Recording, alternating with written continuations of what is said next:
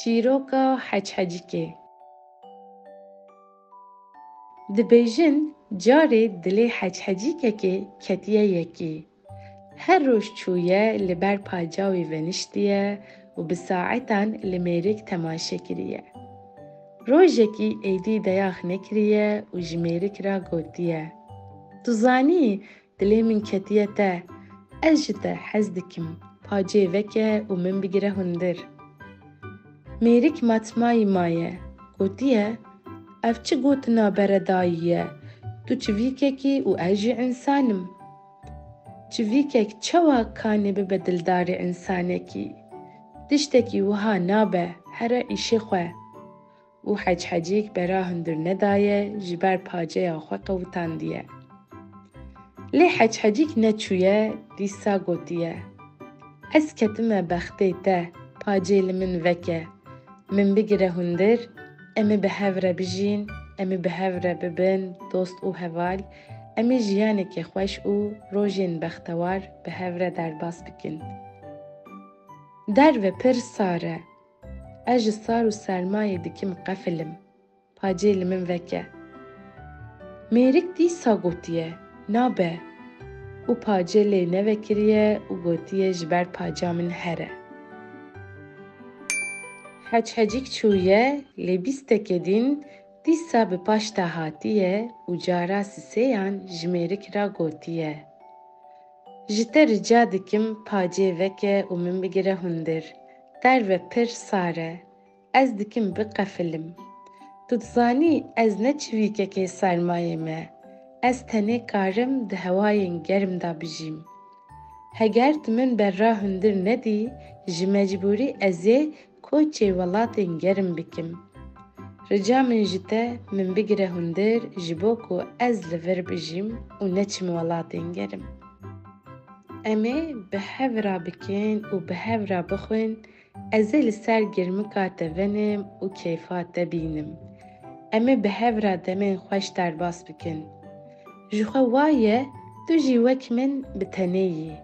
Ew ê him sebra me bi hev re were û him jî em ê bi hev re keyf bikin. Lê mêrik dev ji înada xwe bernedaye. Gotiye na, ez dixwazim bi tenê bijîm. Ji ber paca min here û min zêde nerehet neke. Li ser vê bersiva mêrik, heçhecîk bi dilekê şikestî û bi xemgîniyekê mezin firiyaye û çûye. Lê dûra mêrik poşman bûye, ji xwe re gotiye: Yaho, ez merivekê çi qasî totik vala û kêmaqilim. Çima min heçhecîka xweşik bera hundir neda? Çima min daxwaza weya jiyanekê bi hev re qebûl nekir? Em ê bi hev re bimana, sebra me ew ê bi hev bihata.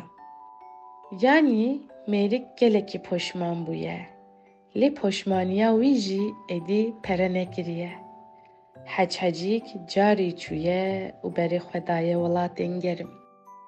Dûra ji xwe re gotiye: Dê tişt nabe, sala bê gava germê dest pê kir, ew ê dîsa were.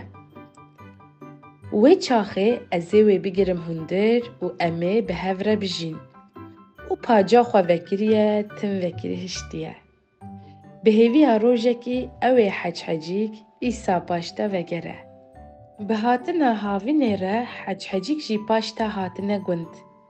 Lê heçhecîka wî nehatiye.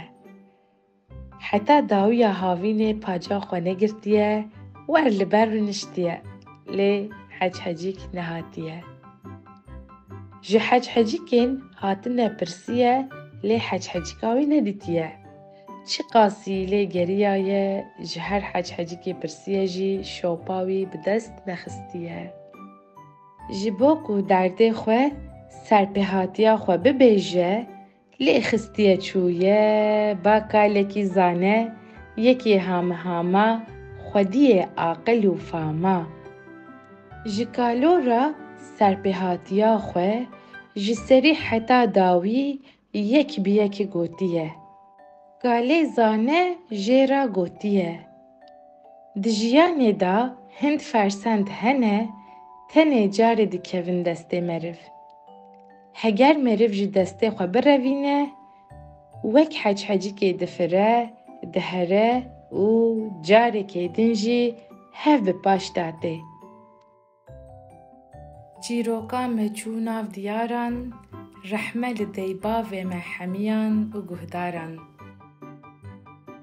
Çîroka heçhecikê ji pirtûka Zinarê Xamo ya bi navê hebû tunebû Antolojiya Çîrokên Zarokan ji Weşanxaneya Darayê deng xecê yavûz amadekar hêja giyan.